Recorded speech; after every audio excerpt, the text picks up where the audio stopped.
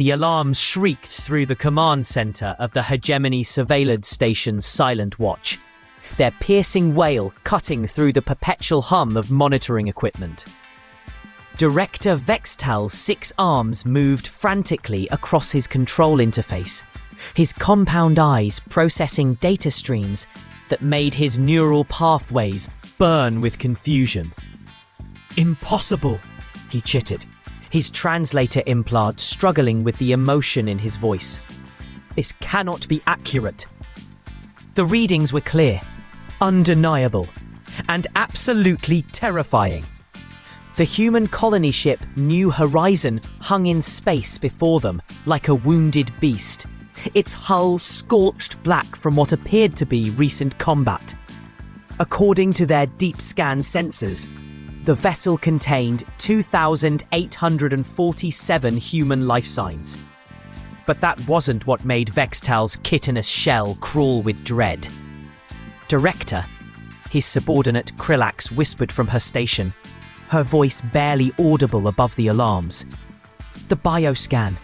It shows 1,203 of those humans are classified as juveniles. Children, sir. They have children aboard that ship." Vextal felt his breakfast threaten to return through his feeding tubes. In all his cycles serving the Galactic Hegemony's expansion fleet, he had never encountered such barbarism. Humans were already considered the most dangerous species in known space. Their refusal to surrender, their seemingly unlimited capacity for violence, their terrifying ability to thrive in conditions that would quill most civilized beings. They were called Death Worlders for good reason, but this was beyond comprehension. "Open a channel," Vextal commanded, his voice shaking with righteous fury. "I will speak to these monsters directly." The main display flickered to life, revealing a human face that looked like it had been carved from living stone. The being's features were weathered, scarred by could only be countless battles. Its eyes, those unsettling single-pupil organs humans possessed, were the colour of deep space itself. The human wore what appeared to be military attire, functional, dark, designed for war. "This is Captain Elena Vasquez of the colonial defense ship New Horizon," the human said, her voice steady despite the obvious damage to her vessel. "State your business." Vextal leaned forward, his claws digging into his command chair. "Human Vasquez. I am Director Vextal of the Galactic Hegemony Intelligence Division. We demand immediate explanation for the war crime we have detected aboard your vessel." The human's facial expression shifted slightly, what their species called raising eyebrows. "War crime? You'll need to be more specific, Director." "Do not insult my intelligence!" Vextal's voice rose to a screeching pitch that made his crew flinch. "Our scanners show over 1,000 juvenile humans aboard your ship. Children! You are using your own young as... He couldn't finish the sentence. The implications were too horrific. For a long moment, Captain Vasquez stared at him through the screen. Then something changed in her expression. Her eyes grew cold, and the corners of her mouth turned upward in what humans called a smile. It was not a pleasant expression. "Director," she said, her voice dropping to a dangerous whisper. "Did you just accuse me of harming children?" Something in her tone triggered every survival instinct Vextal had developed over millions of years of evolution. But he pressed forward, driven by duty and disgust. "The evidence is clear. You will surrender those children to Hegemony custody immediately, or we will take them by force." Captain Vasquez's smile vanished. Her face became a mask of controlled fury. "You want to take our children?" she asked quietly. For their own protection, yes, Vextal replied, confused by the strange emphasis she placed on certain words. The transmission cut out. Immediately, alarms began wailing throughout the hegemony station. The human vessel's weapon systems were coming online, and energy signatures that made their sensors scream warnings began building throughout the New Horizons hull. "Sir!" Krillax shouted over the chaos. "They're powering up weapons we've never seen before! Energy readings are beyond our measurement capabilities!" Vextal stared at the screen in horror. What had he unleashed? The station's shields flickered under the weight of the human vessel's targeting sensors, but no weapons fired. Instead, the communication channel crackled back to life. This time, it wasn't Captain Vasquez who appeared on screen. A small human face looked back at them. The being couldn't have been more than 8 solar cycles old by human standards, barely past the larval stage. Its features were soft, unformed, with bright eyes and what humans called a gap-toothed smile. "Hello," the young human said cheerfully. "Are you the aliens Mum told us about? You look really interesting." Vextal's mandibles dropped open. Behind the child, he could see what appeared to be some kind of learning environment. Other young humans were visible, sitting at desks, some raising their hands excitedly. What?" Vextal stammered. "Mum says you think we're prisoners," the child continued, making that strange human sound called giggling. "That's silly. We live here. This is our home." Another child pushed into the frame. "Can we see your space station? Does it have defense turrets?" "Tommy, don't be rude," the first child chided. "Sorry, Mr. Alien. Tommy really likes weapons. Dad says it's because he wants to be a ship engineer like his sister." If you're enjoying this story of humanity's surprising nature, make sure to subscribe to Apex Fleet HFY for more incredible tales of human determination and ingenuity. The transmission cut again, and Captain Vasquez's face reappeared. But now her expression was different. She looked amused. And somehow, that was more terrifying than her earlier anger. "Director Vextal," she said, and he could hear something dangerous lurking beneath her calm tone. "I think we need to have a conversation." "Yes," Vextal managed. "Perhaps there has been a misunderstanding." "Perhaps," Vasquez agreed. "Would you like to come aboard? I think you need to see something." Every instinct Vextal possessed screamed at him to refuse. But if the children truly weren't prisoners, if there was more to this situation than appeared, "I will bring a small diplomatic party," he said finally. "Excellent. Docking Bay 3 is open for you. But Director," Vasquez's smile was sharp as a plasma blade, "come unarmed, for your own safety." The channel closed, leaving Vextal staring at a blank screen. Beside him, Krillax was frantically working at her console. "Sir," she said, her voice tight with worry, "I'm detecting massive energy buildups throughout their ship.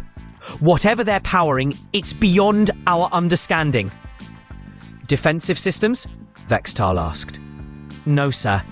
The energy signatures are everywhere.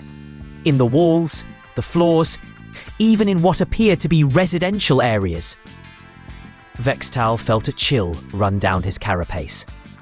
What kind of vessel was this? 20 minutes later, he found himself in the docking bay of the New Horizon, accompanied by his science officer, Dr. Fexai, and 2 security personnel. The moment he stepped off his shuttle, he knew something was fundamentally wrong with his understanding of the situation. The air itself felt charged with energy. His exoskeleton tingled, and his guard's equipment was registering readings that defied explanation. Captain Vasquez was waiting for them, flanked by 2 humans in military uniforms. But what caught Vextal's attention was the group of small humans standing behind her. Children. Real children. Not prisoners, not hostages. They looked curious and excited, not terrified. "Welcome aboard the New Horizon," Vasquez said. "Before we go any further, I want you to understand something very important." She gestured to the children. "These aren't prisoners, Director. They're our future, and we will do anything to protect them." "I begin to see that," Vextal said carefully. "But why are they aboard a warship?" Vasquez's expression darkened. "Because, Director, there's something your hegemony doesn't understand about humans. Something you need to learn before you make another mistake like the one you almost made today." She turned and began walking deeper into the ship. "Come, let me show you what happens when someone threatens our children." As they walked through the corridors, Vextal noticed more anomalies.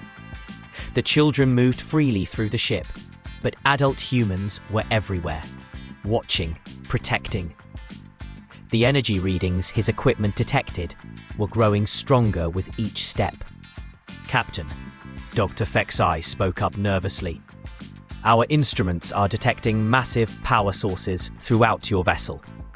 What exactly are you operating here?" Vasquez stopped walking and turned to face them.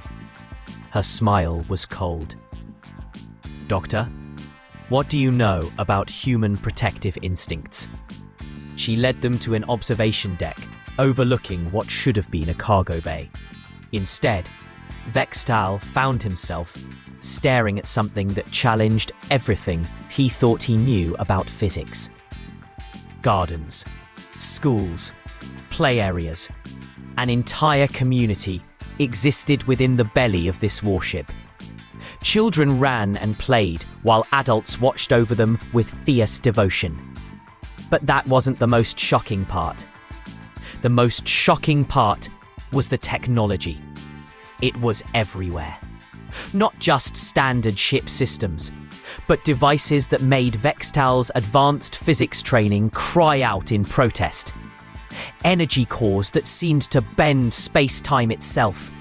Gravitational manipulators that could theoretically crush moons. Weapons that appeared to draw power from dimensions his people couldn't even name. "Magnificent, isn't it?" Vasquez said softly. "Humanity's greatest achievement." "This is impossible," Dr. Fexai whispered. "The energy requirements alone would drain a star." "You're thinking too small, Doctor," Vasquez replied. "This ship doesn't just carry our children. It carries our hope, our determination, our love." She turned to face them, and her eyes held depths of resolve that made Vextal step backward. "And our promise." "What promise?" Vextal asked, though he wasn't sure he wanted to know. "That anyone who threatens our children will face the full might of what we become when we're protecting them." If this incredible display of human ingenuity just blew your mind, smash that like button. The story gets even more intense from here. A soft chime echoed through the ship, and Vasquez touched her earpiece. "Excuse me," she said, then stepped away to take the communication. Vextal watched the children below, trying to process what he was seeing. These weren't prisoners. They were treasures. The humans had built a fortress around their young, a mobile sanctuary that could travel the stars. "Sir," one of his guards whispered urgently, "I'm reading energy signatures that match theoretical dark matter manipulation. How is that possible?" Before Vextal could answer, Vasquez returned. Her expression was grim. "Director, we have a problem. My communications officer has been monitoring hegemony channels. Your superiors have decided that this ship represents a threat that must be neutralized. A fleet is en route." Vextal felt his circulatory fluid turn to ice. "How many ships?" 63 vessels. including 5 Dominion-class dreadnoughts. They'll be here in 4 hours. Captain, you must understand. The hegemony fears what it doesn't comprehend. If we could just explain. Explain what? Vasquez interrupted. That we've created a ship powered by parental love. That every system on this vessel draws its energy from our collective need to protect our children. That we've transcended the normal limits of physics through sheer determination to keep our young people safe. Dr. Thexide was frantically taking readings with his equipment. Captain Vasquez, these energy signatures, they're not just from machines. They're biological, psychic. You've somehow converted emotional energy into actual power. Yes, Doctor, Vasquez said simply. When you threaten a human's child, you don't just face that human. You face every parent who ever lived, every mother who ever fought for her baby, every father who ever stood between danger and his family. You face the collective determination of 10,000 generations of human ancestors who refused to let their children die. A new alarm began sounding throughout the ship. Tactical displays around the observation deck lit up with incoming data. The fleet has arrived early, Vasquez announced calmly. Director, I suggest you contact your people immediately. Tell them to withdraw. They won't listen, Vextal said desperately. They see this ship as an existential threat to galactic order. Vasquez nodded sadly. Then they're about to learn why human children have never been acceptable targets. She touched a control panel, and throughout the ship, a new sound began to echo. It wasn't an alarm. It was something far more primal. It was the sound of parents calling their children home. The hegemony fleet materialized from hyperspace in perfect formation. 63 of the most advanced warships in the galaxy, their combined firepower capable of shattering a small moon. Fleet Admiral Koratgen had served for 400 cycles, and he had never encountered a threat he couldn't handle. This would be no different. Target the human vessel, he commanded from the bridge of his flagship. All batteries, maximum power. We end this quickly. The energy beams that lanced out from the hegemony fleet could have vaporized a city. They struck the New Horizon dead center. A concentrated barrage that should have reduced the ship to its component atoms. The human vessel absorbed every joule of energy without even flickering. Impossible, Koraxon breathed. On his command screen, Vextal's face appeared. Transmission coming from aboard the human ship. Admiral, you must cease fire immediately. You don't understand what you're facing. I understand perfectly, Director. One ship against 63. Stand clear. The channel cut as Koraxon ordered another barrage. This time, every ship in the fleet fired simultaneously. The combined energy discharge was equivalent to a stellar flare. The human ship didn't just absorb it. It began to glow. Sir? His tactical officer reported, voice shaking. Their energy output is climbing. It's exceeding all known theoretical maximums. Through the viewports, Koraxon could see the New Horizon transforming.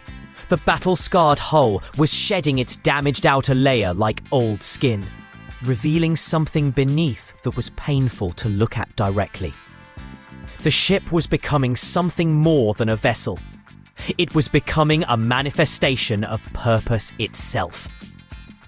Admiral, came a new voice over the communication channels.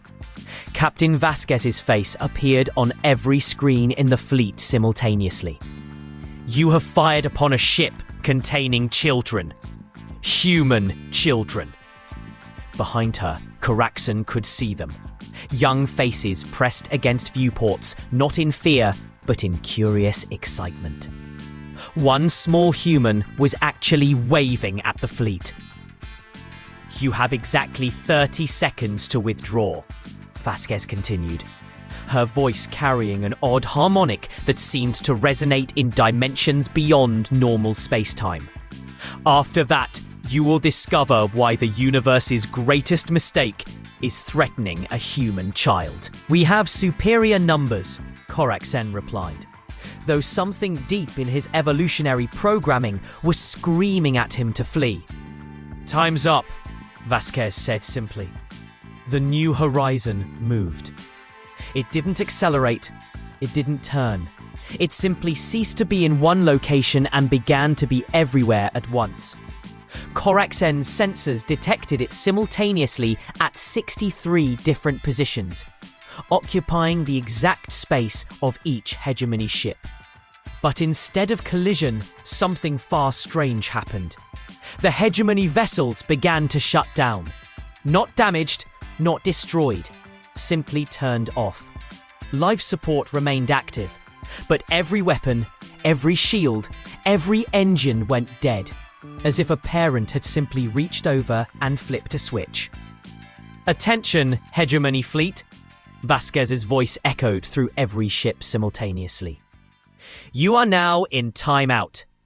You will sit quietly and think about what you've done until someone comes to collect you. Koraxen found himself staring out at space where the new horizon now hung peacefully among his disabled fleet. Somehow, in ways that violated every law of physics he knew, the human ship had neutralized 63 advanced warships without harming a single crew member. How? He whispered. Vex Tal's voice came over the comm system, and now there was something like awe in his tone. Admiral, I've learned something about humans today. When they fight for conquest, resources, or territory, they're dangerous. But when they fight for their children... His voice trailed off. When they fight for their children what? Koraxen demanded. When they fight for their children, Admiral, they don't fight as individuals. They fight as the collective spirit of every parent who ever lived. This ship isn't just powered by technology, it's powered by love. And love, Admiral, is the most powerful force in the universe. On the main screen, Captain Vasquez reappeared. But now she wasn't alone. Dozens of children surrounded her. And behind them, Koraxen could see the adults of the ship. Parents, teachers, guardians, all of them looking at the disabled fleet with expressions of patient disappointment. Admiral Koraxen, Vasquez said gently, I'm going to tell you something important. Those children you see behind me, they're not just human children. In the years since we've been traveling the galaxy, we've rescued children from 23 different species. Hegemony younglings whose parents were killed in industrial accidents. Vorthan juveniles orphaned by plague. Even 4 Koraxen larvae whose nest was destroyed in your last territorial war. Koraxen felt something cold settle in his thorax. Koraxen larvae, his own species young. Every child aboard this ship is here because we found them in danger and brought them to safety. Every child is protected by every adult, regardless of species. Because that's what parents do, Admiral. We protect the young, all the young, even yours. The screen shifted to show the interior of the ship's residential areas. And there, playing happily with human children, were indeed 4 Koraxen larvae. His people's young, who should have been developing in carefully controlled nest environments, were instead laughing and learning alongside young humans. This is impossible, he breathed. Our larvae cannot survive outside specific temperature and humidity ranges. The ship adapts, Vasquez explained. Every area is customized for the children who live there. Hegemony younglings have their high-pressure chambers. Vorthan juveniles have their crystal gardens. Your larvae have their thermal pools. The ship provides what the children need, because that's what parents do. Here's where I want to hear from you in the comments. What would you have done in Admiral Koraksen's position? Would you have withdrawn immediately or tried to understand the situation first? Let me know your thoughts. Epilogue. The New Understanding. Cause long. Cause long. Cause long. Cause long. 6 months later, Director Vextal stood on the bridge of the Silent Watch, watching as the New Horizon docked with Hegemony Station Prime. The massive human vessel had been officially reclassified from threat to mobile sanctuary, though Vextal suspected that that classification didn't begin to cover what the ship truly was. Sir, Navigator Krillax reported from her station, the human ship is requesting permission to take on supplies. Granted, Vextal replied. And Krillax, send word to the supply depot.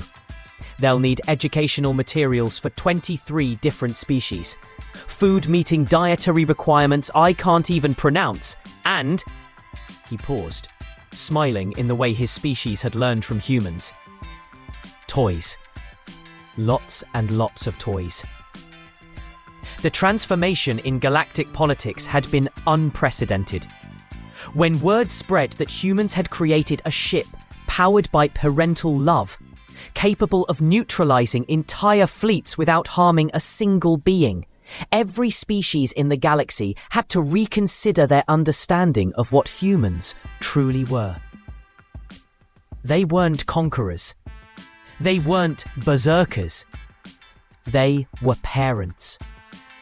And in a galaxy full of dangers, there was nothing more powerful than someone willing to protect a child. Commander, his communications officer called out. Captain Vasquez is requesting a meeting. She says she has a proposal. Put her through, Vextal said. Vasquez's face appeared on screen, and, as always, she was surrounded by children. Human children, alien children, all looking happy and safe. Director, she said, we've been thinking. The galaxy is a dangerous place for young people. There are wars, disasters, orphans with nowhere to go. We've proven that the New Horizon can protect children from any threat. So we have a proposal. I'm listening, Vextal said, though he suspected he already knew what she was going to say. We want to formalize our role. Create a fleet of ships like the New Horizon. Not warships, but sanctuary ships, powered by the love of parents from every species, crewed up by those who have dedicated their lives to protecting the young. Her expression grew serious. Because in the end, Director, our children are our future. All of our children. And they deserve to grow up in a galaxy where someone is always watching out for them. Vextal thought about his own offspring, safe in their nest on the Hegemony homeworld. He thought about the Koraxan larvae playing happily aboard the human ship. He thought about the universe his species had built, full of conflict and competition. Then he thought about a different kind of universe, one where children of all species could play together, protected by adults who understood that love transcends biology, that family is more than genetics, and that sometimes the most powerful weapon in the galaxy is simply refusing to let harm come to those too small to protect themselves. Captain Vasquez, he said finally, I think the Hegemony would be very interested in your proposal. On the screen, one of the human children tugged at Vasquez's sleeve and whispered something in her ear. She listened, then smiled. Director, little Maria here wants to know if you'd like to come aboard for dinner. She's been learning to cook the Gemini nutrition paste, and she's very proud of her progress. Vextal looked at the child on the screen. Young, bright-eyed, innocent. A human child who was learning to cook food for alien digestion simply because she wanted to make sure everyone felt welcome. "Tell little Maria that I would be honored," he said. As the communication channel closed, Vextal realized that humans had taught the galaxy something precious. They had shown that the most advanced civilization wasn't the one with the best weapons or the most territory. It was the one that took the best care of its children. All of its children. Even the ones that weren't originally theirs. Because in the end, that's what parents do. They protect, they nurture, they love without condition. And when you threaten their children, you discover that love is indeed the most powerful force in the universe. Even aliens know better than to make that mistake twice.